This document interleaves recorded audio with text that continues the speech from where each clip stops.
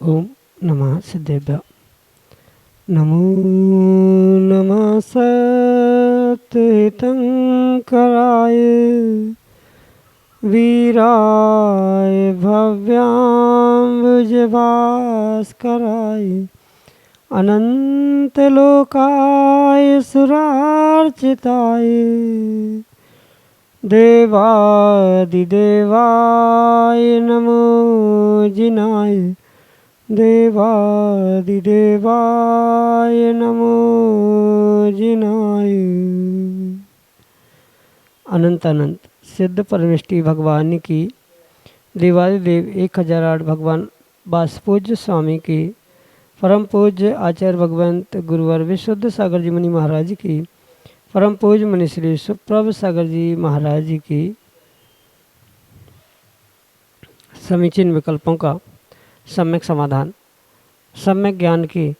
वह चिर परिचित अनूठी विधा जिसके माध्यम से हम सभी अपने ही मन के अनेकानेक समीचीन विकल्पों का आगम के परिप्रेक्ष्य में सम्यक रूप से समाधान प्राप्त करके अपने मन को निर्विकल्प बनाने का पुरुषार्थ करते हैं, क्योंकि वास्तव में निर्विकल्प मन ही आत्मा का वास्तविक सुख है। और ऐसे आत्म कल्याण की अनूठी विधा हमें प्राप्त हो रही है परम पूज्य आचार्य भगवंत गुरुवर विशुद्ध सागर जी महाराज की महती अनुकंपा एवं उनके आशीर्वाद से। उन्हीं के सुयुग से परम पूज्य मुनि श्री सुप्रभ सागर जी महाराज ने हमें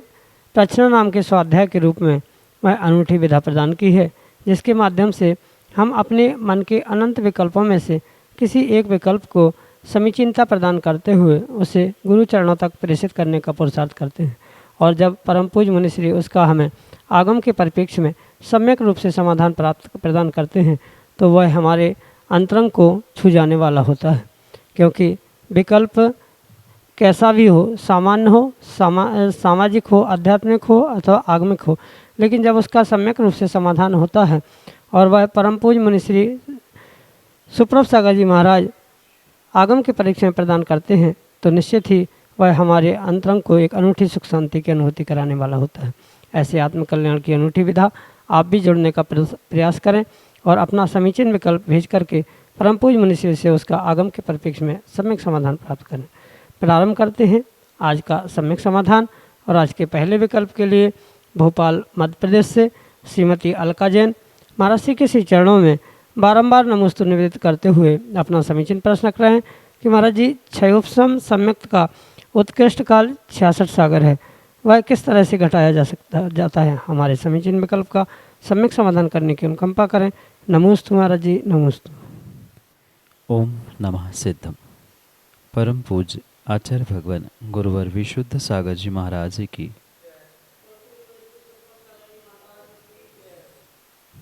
जैसे कि आपको ज्ञात है, सम्यक दर्शन के 3 प्रकार समझाते हुए आचार्य भगवंत औपक्षमिक, क्षायिक और क्षयोक्षमिक सम्यक इस रूप से 3 प्रकार से उनका व्याख्यान करते हैं और उसकी जघन्य और उत्कृष्ट स्थिति समझाते हुए अनेक टीकाकार विशेष व्याख्यानों के साथ, विस्तार के साथ उसका स्पष्टीकरण भी करना जानते हैं कि क्षायिक सम्यक दर्शन की उत्कृष्ट स्थिति या जघन्य स्थिति, साथ में क्षयोक्षमिक सम्यक दृष्टि की जो जघन्य अंतर्मुहूर्त और उत्कृष्ट रूप से जो 66 सागरोपम की स्थिति प्राप्त होती है, उसे भले ही तत्वार्थ सूत्र के टीकाकारों की अपेक्षा से हम नहीं समझ पाए, पर खुद्दाबंध जैसे महान ग्रंथों के अधिकारों के अनुसार इसका विशेष व्याख्यान हमें समझने की आवश्यकता है। जो क्षयोक्षमिक सम्यक दृष्टि जीव होता है, उस सम्यक दृष्टि जीव के विषय में, क्योंकि जब भी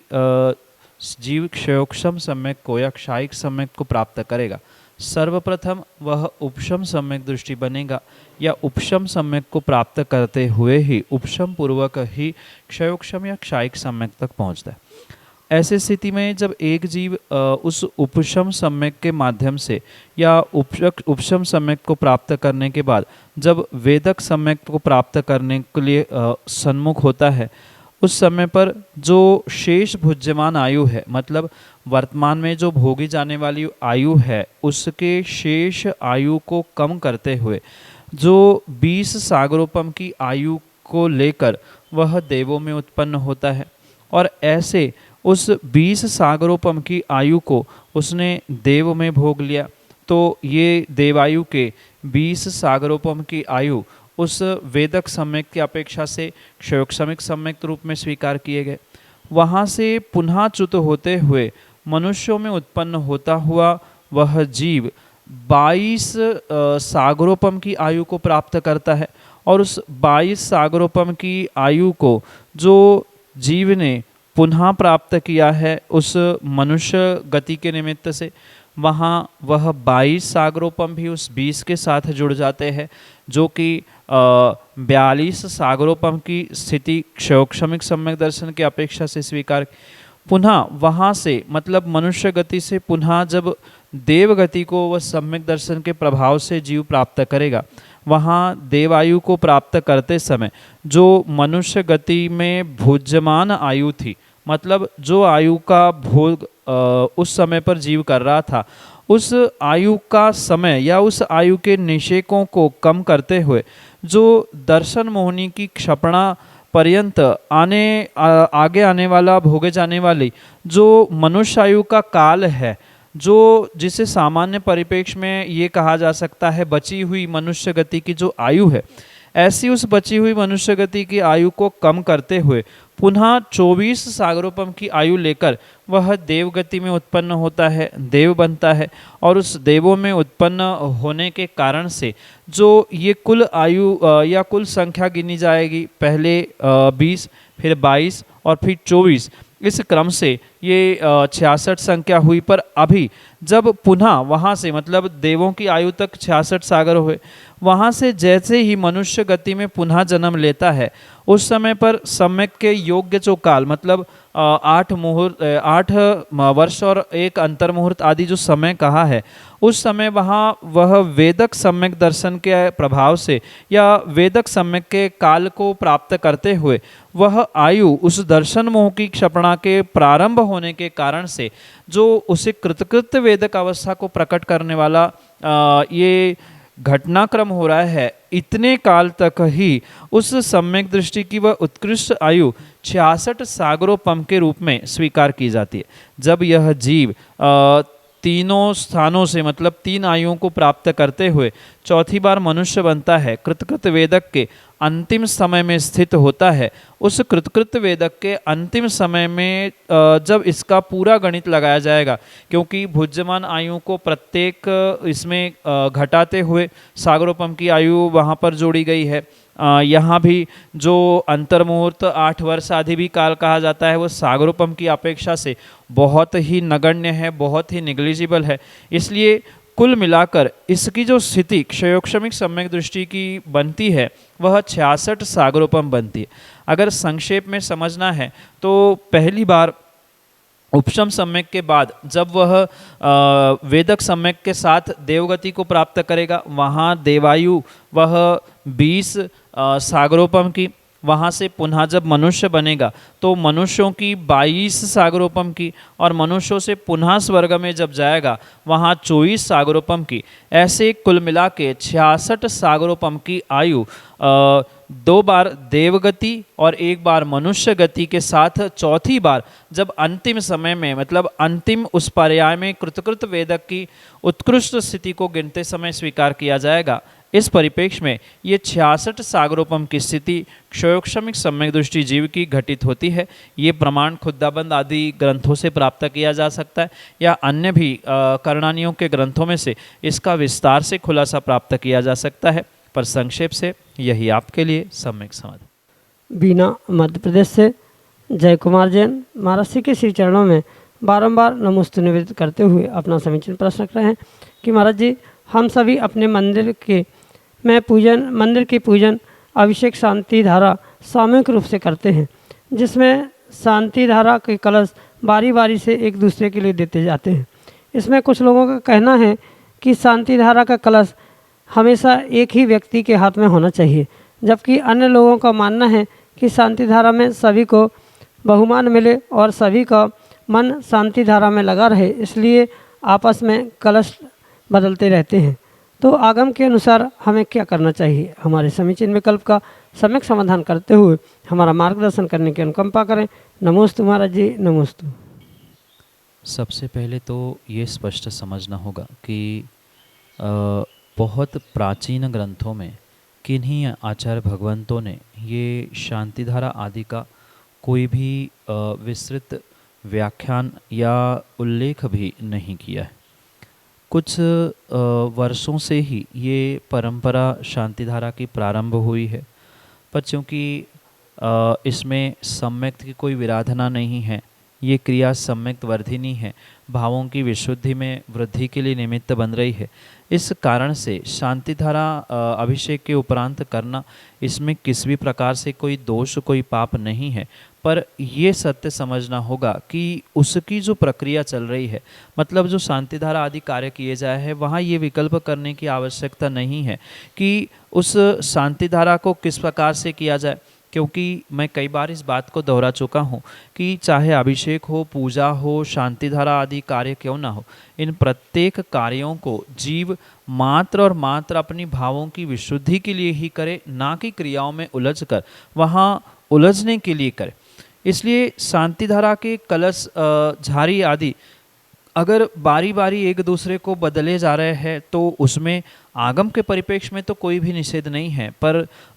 हमेशा अक्सर यही देखने में आता है कि दूसरों के साथ समझौता करने के लिए या सबको खुश करने के चक्कर में एक दूसरे के लिए जब शांतिधारा के कलश या झारी दी जाती है, कहीं ना कहीं वहाँ पर शांतिधारा खंडित होते हुए देखने में आती। अगर विवेक पूर्वक शांतिधारा खंडित हुए बिना अगर कलश किया जा रहा है या झारी के द्वारा शांतिधारा हो रही है तो उसमें तो कोई दोष नहीं है, पर एक दूसरे को देने के चक्कर में सबको खुश करना है, सबका मन लग जाए, इसलिए शांतिधारा खंडित हो रही है, धारा पूर्ण रूप से अविरल नहीं चल पा रही है, तो वहाँ तो पूर्ण रूप से दोष ही हो गया। इसलिए ये कार्य करते समय इतना विवेक आपको अवश्य रखना होगा कि शांतिधारा अविरल अखंड रूप से ही होनी चाहिए। किन्हीं कारणों से किसी को दिखाने के लिए या किसी को खुश करने के लिए वहाँ उसमें खंड होना उचित नहीं, क्योंकि जब ये शांतिधारा का व्याख्यान पढ़ने में आता है वहाँ स्पष्ट उल्लेख मिलता है कि अखंड रूप से अविरल रूप से जीवन में शांति प्राप्त हो, इसलिए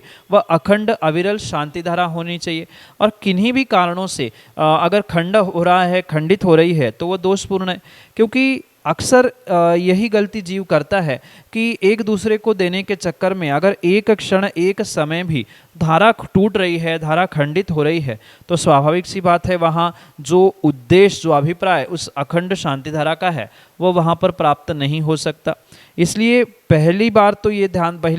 ध्यान रखें कि ऐसा करते समय अगर खंडित नहीं हो रही है धारा तो कोई विकल्प नहीं है, अन्यथा पूर्ण रूप से जो व्यक्ति अभिषेक या शांतिधारा कर रहा है, माना कि किसी की बोली है या कोई व्यक्ति निर्धारित है, तो वो ही शांतिधारा करे। बहुत किन्हीं जीवों के भाव है तो वो दूसरे दिन करे या उसी दिन भी करना है तो दूसरी तरफ से शांतिधारा करे, या जो कलश शांतिधारा के झारी आदि का प्रयोग के माध्यम से शांतिधारा हो रही है वहाँ मात्र हाथ लगा ले। या मैं तो कहता हूँ कि सर्वोत्कृष्ट बात तो यही है कि अगर हम द्रव्य से नहीं कर पा रहे, मतलब साक्षात कलश लेके झारी लेके नहीं कर पा रहे हैं, तो कम से कम हाथ जोड़ते हुए मंत्रों को सुनते हुए हम भावों से ही बहुत अखंडता से, अविरलता से शांतिधारा करें, क्योंकि कहीं ना कहीं वहाँ शांतिधारा के कलश या झारी पकड़ने में आकुलता हो रही है, अरे इसने 5 मिनट पकड़ी, इसने 2 मिनट पकड़ी, मुझे तो मात्र संपूजका नाम के समय पे मिला, मुझे हाथी लगाने मिला, उसने कलश पकड़ा था। ऐसे नाना प्रकार के विकल्प वहाँ उत्पन्न हो सकते हैं। उसने पहले किया, मुझे बाद में करने मिला। इन विकल्पों से दूर होने के लिए बहुत अच्छी बात तो यही है कि करने वाले शांति धारा कर रहे, हमारी शक्ति है बोली से, धन से या जैसी व्यवस्था है वैसे करने की। अगर नहीं है तो बहुत अच्छी बात, हम दूर से परोक्ष रूप से देखें, अनुमोदना करें, क्योंकि कृतकारित अनुमोदना का फल आचार्यों ने समान रूप से कहा है। भले ही करने से विशेष फल प्राप्त होगा, स्वयं के द्रव्य दान देने से फल मिलेगा, पर माना कि सामर्थ्य नहीं है, पर दूसरे का कलश छीनने के लिए, हाथ लगाने के लिए जो आकुल व्याकुल परिणाम हो रहे हैं, संक्लेश परिणाम हो रहे हैं, वहाँ पुण्य की जगह कहीं ना कहीं पाप की ही प्राप्ति होने की संभावना है। इसलिए जैसा बने उस कार्य को भावों की विशुद्धि के साथ करने का प्रयास करें। अखंड अविरल शांति धारा हो, यही मुख्य उद्देश्य होना चाहिए। ये विकल्प ना करें कि कोई खुश हो रहा है, कोई नाराज़ हो रहा है, क्योंकि समाज में कहीं ना कहीं कोई खुश कोई नाराज़ होगा ही, किसी को कम समय, किसी को ज़्यादा, किसी को पहले बाद में। इस कारण से विकल्प होने की संभावना है। इसलिए विकल्पों को छोड़कर जो व्यवस्था समझ में आए उस व्यवस्था के अनुसार भावों की विशुद्धि की मुख्यता रखते हुए कार्य करने की आवश्यकता है। यही आपके लिए सम्यक समाधान। श्रीमती पुष्पा हुकुमचंद जैन सीरिया, गुरसराय, उत्तर प्रदेश से महाराज श्री के चरणों में बारंबार नमोस्तु निवेदित करते हुए अपना समीचीन प्रश्न रख रहे हैं कि महाराज जी, विगत वर्ष में आपके ही सानिध्य में हमारी नसिया जी में मुनि सुरेंद्रनाथ भगवान का पंचकल्याणक भव्य रूप से संपन्न हुआ, जिसमें उत्तुंग मुनि सुरेंद्रनाथ भगवान की प्रतिमा विराजमान की गई है। लेकिन वर्तमान में प्रमाद के कारण लोग ना तो अब अभिषेक को पहुंचते हैं, ना ही वहाँ पर पूजन होता है, और मूर्ति के लिए रख रखाव के लिए वहाँ पर फ्रेमिंग भी नहीं हुआ, इसलिए पक्षी आकर वहाँ पर गंदा भी करते हैं। तो क्या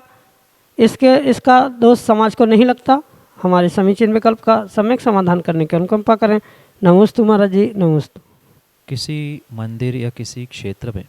जो भगवान की प्रतिमा आदि विराजमान की जाती है, वहाँ उसकी देखरेख करना, उसकी व्यवस्था करना, उसका प्रक्षाल, अभिषेक, पूजन आदि कराना, ये पूर्ण रूप से समाज और मात्र समाज ही नहीं, समाज के मुखिया और मात्र समाज के मुखिया ही नहीं, अपितु समाज के एक एक प्रत्येक व्यक्ति का वहाँ पर ये कर्तव्य है कि उसकी देखरेख सुव्यवस्थित रूप से होनी चाहिए। किसी प्रकार से कोई श्रावक ये नहीं कह सकता, क्योंकि पिछले दिनों में किन्हीं जीवों का ये भी विकल्प था कि मुनिराज विराजमान करके निकल जाते हैं, उन्होंने भगवान विराजमान कर लिए, उन्होंने सूर्य मंत्र दिया था, उन्होंने पंचकल्याणक किया, अब व्यवस्थाएं नहीं हो रही है। किसी भी प्रकार से मुनि संघ को, आचार्य संघ को विराजमान करने के बाद अगर श्रावक समाज उसकी व्यवस्था नहीं कर रहा है तो दोष मुनिराजों को, सूर्य मंत्र प्रदाता को, प्रतिष्ठाचार्य को नहीं होता है, क्योंकि समाज के कहने पर ही मुनिराजों ने उसमें सूर्य मंत्र दिए हैं, समाज के कहने पर ही वह पंचकल्याणक आदि संपन्न हुआ है। इसलिए बात ध्यान रखें कि अगर अव्यवस्था हो रही है, अविनय हो रही है किसी भी प्रकार से, तो वहाँ पूर्ण रूप से उस दोष का जिम्मेदार वह श्रावक होता है, समाज का एक एक घटक होता है। कई सारे जीवों का ये कहना होता है कि समाज के व्यवस्थापक है तो व्यवस्थापकों को उसकी व्यवस्था करनी चाहिए, पर व्यवस्थापक व्यवस्था अपने घर से या अपने जेब से व्यक्तिगत रूप से तो करेंगे नहीं। समाज अगर सहयोग नहीं करेंगी तो जो पदाधिकारी है वे 2-4 लोग किस प्रकार से व्यवस्थाएं बना सकते। और ये भी ध्यान रखें कि वे मुखिया है, पदाधिकारी है, इसलिए उन्हें तो दोष लग ही रहा है, पर साथ में उसके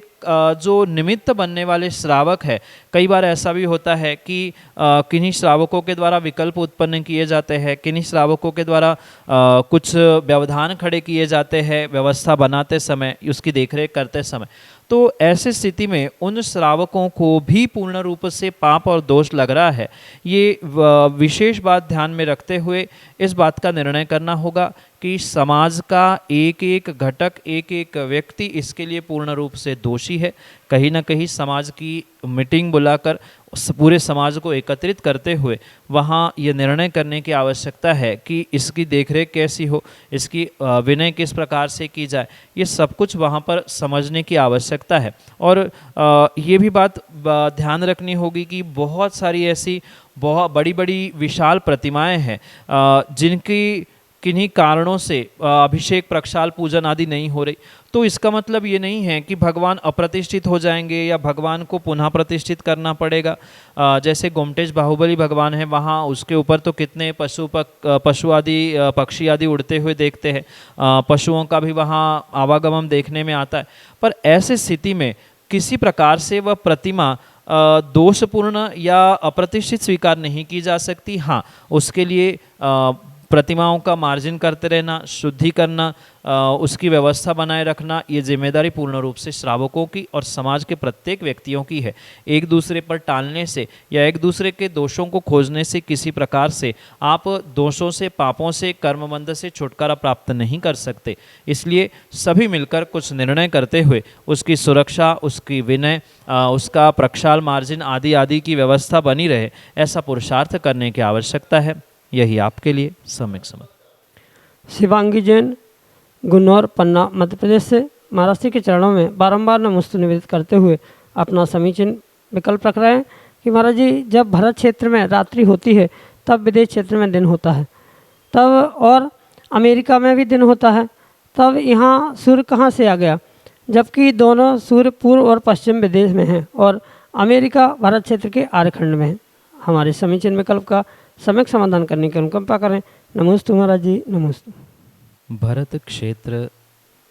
आदि जो व्यवस्था है, उस भरत क्षेत्र, विदेह क्षेत्र, मध्यलोक में और विशेष करके जम्बूद्वीप में जो 2 सूर्य आदि की व्यवस्था है, उसे आगम के परिप्रेक्ष्य में बहुत विवेकपूर्वक और मात्र विवेकपूर्वक नहीं, श्रद्धापूर्वक भी समझने की आवश्यकता। क्योंकि वर्तमान का विज्ञान आपको बहुत सारी बातें प्रैक्टिकल करके दिखा रहा है, सिखा रहा है, पर ऐसे स्थिति में अगर कुछ कारणों से